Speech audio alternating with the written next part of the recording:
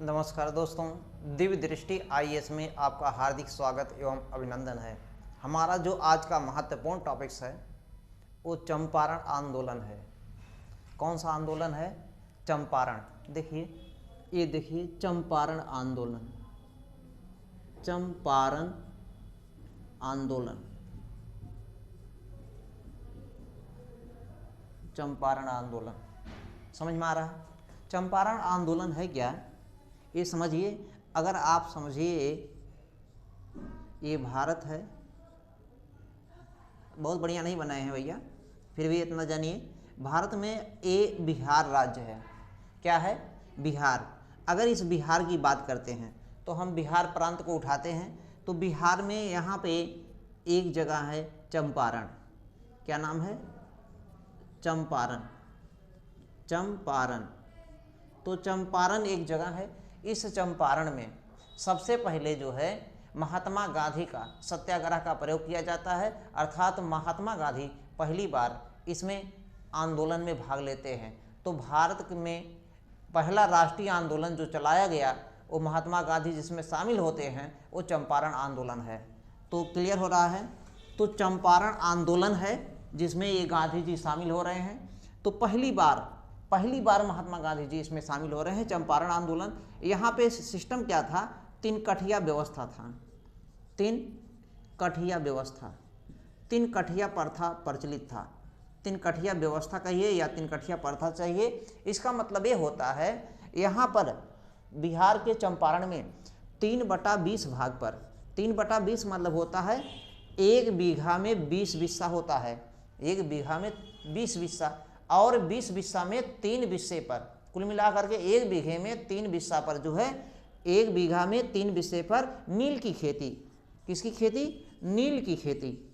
नील की खेती करना अनिवार्य था। नील की खेती करना अनिवार्य था।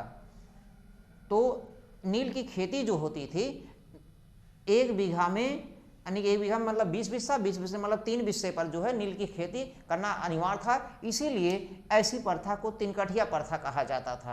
क्लियर हो रहा है? तो चंपारण का आंदोलन का जो भूमिका है 3 कठिया प्रथा से संबंधित है।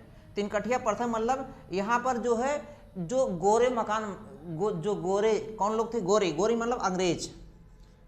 गोरे मतलब क्या होता है? अंग्रेज। इसका मतलब कौन है? गोरे। ये समझिए, गोरे जो बागान मालिक हैं, बागान मालिक, जो गोरे बागान मालिक हैं, ये गोरे बागान मालिक जो है ये यहाँ के किसानों से, कहाँ के किसानों से? चंपारण में, चंपारण के किसानों से नील की खेती मजबूरन करवाते थे। उसका कोई चार्ज नहीं मिलता था इनको, इन किसानों को, इन कृषकों को, जिसको उसको पैसा देना पड़ेगा। केवल फ्री में कराया जाता था, कुल मिलाकर के बेकार कराया जाता था, एकदम से बेकार। तो 3/20 भाग पर, यानी कि 3 कठिया प्रथा में जो प्रचलित था कि गोरे बागान मालिक जो थे वो यहाँ के कृषकों से जबरदस्ती नील की खेती करवाते थे। ठीक उसी समय 19वीं सदी के अंत में, 19वीं सदी के अंत मतलब 1800 मान के चलिए 80, 90, 95, तो 19वीं सदी के अंत में जर्मनी का नाम सुने होंगे आप लोग। जर्मनी में जो है एक रंग के प्रकार की खोज हो गया, और जब रंग आ गया, नए प्रकार के रंगों का प्रयोग आ गया, तो ये लोग नील की खेती करवाना यहाँ से बंद कर दिए। ऐसे में जब नील की खेती करवाना बंद कर दिए तो जो यहाँ के मजदूर थे वो भी इससे छुटकारा पाना चाहते थे, क्योंकि 3 बिस्से पर जो है इनको जबरदस्ती खेती करना पड़ता था। लेकिन गोरे जो बागान मालिक थे, यानी कि अंग्रेज लोग थे, जो मालिक थे अंग्रेज लोग, इन लोगों ने इनके किसानों की मजबूरियों का फायदा उठाया, और फायदा ये उठाया कि इनसे दूसरा कोई कार्य लेना चाहे, और जबरदस्ती कार्य लिया जा रहा था। तो ऐसी स्थितियों से परेशान होकर के और किसानों पे कर की मात्रा, लगान की मात्रा जो है, टैक्स की मात्रा बढ़ा दिया गया था। इससे वहाँ पे एक क्रांतिकारी व्यक्ति थे, ये मान के चलिए वहाँ के सेनानी थे या कहिए देशभक्त लोग थे, उनका नाम था राजकुमार शुक्ल। कौन थे? राजकुमार शुक्ल।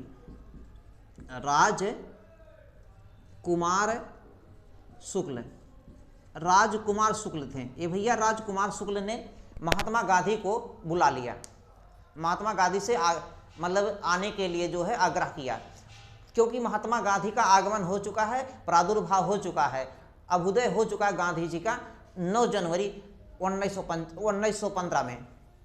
तो 9 जनवरी 1915 को गांधी जी दक्षिण अफ्रीका से भारत आ चुके हैं। दक्षिण अफ्रीका से भारत आ चुके हैं गांधी जी 9 जनवरी 1915 को। इसीलिए हम लोग भारत में 9 जनवरी को प्रत्येक वर्ष राष्ट्रीय प्रवासी दिवस मनाते हैं। राष्ट्रीय प्रवासी दिवस प्रत्येक वर्ष 9 जनवरी को मनाते हैं, हर साल मनाया जाता है।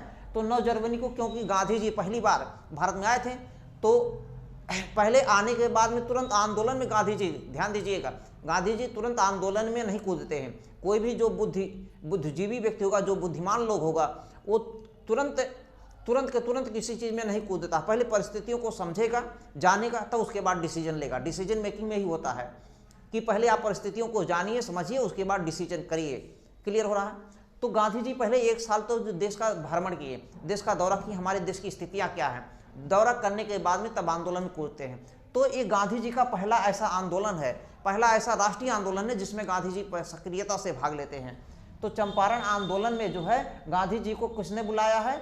राजकुमार शुक्ल वहाँ के नेता हैं, तो इन्होंने बुलाया। तो गांधी जी, पूछा गया है, गांधी जी केवल अकेले नहीं आते हैं। देखिए गांधी जी के साथ में और लोग थे, गांधी जी के साथ में कौन कौन थे, ये पूछा गया प्रश्न है। सब जितने बता रहे हैं सब पूछे गए हैं। गांधी जी के साथ में और कौन कौन लोग थे?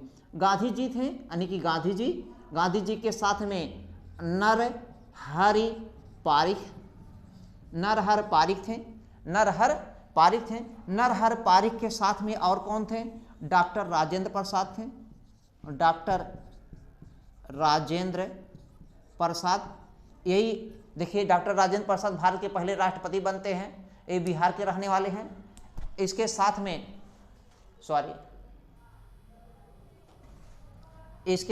कौन है?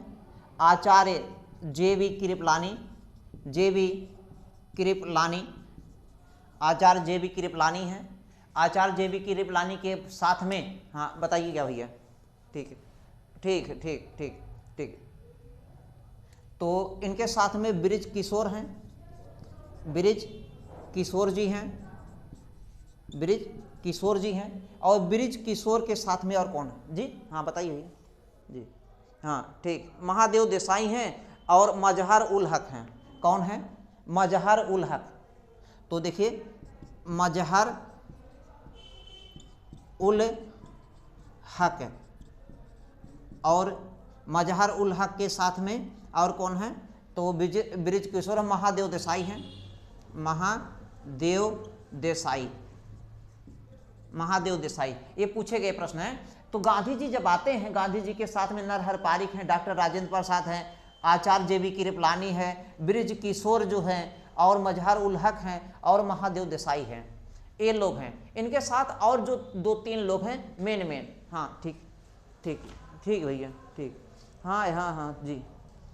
अनुग्रह नारायण सिंह हैं, और राम नवमी है, और शंभू शरण वर्मा हैं, है ना? अनुग्रह नारायण हैं। कौन है?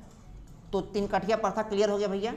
3 कठिया प्रथा राजकुमार शुक्ल ने बुला लिया है। तो इतने लोग थे, ठीक है।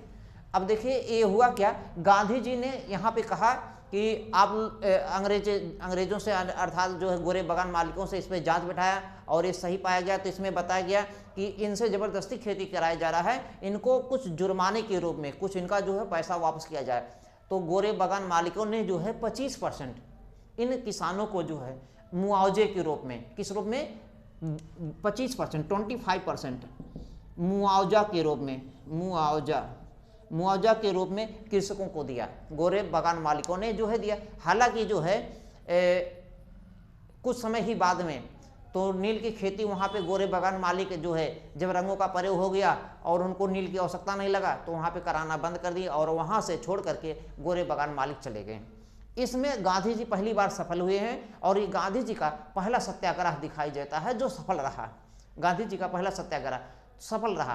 क्लियर हो रहा? तो गांधी जी ने पहली बार किसी राष्ट्रीय आंदोलन में अगर भाग ले रहे हैं, किसी राष्ट्रीय आंदोलन में, वो तो चंपारण है।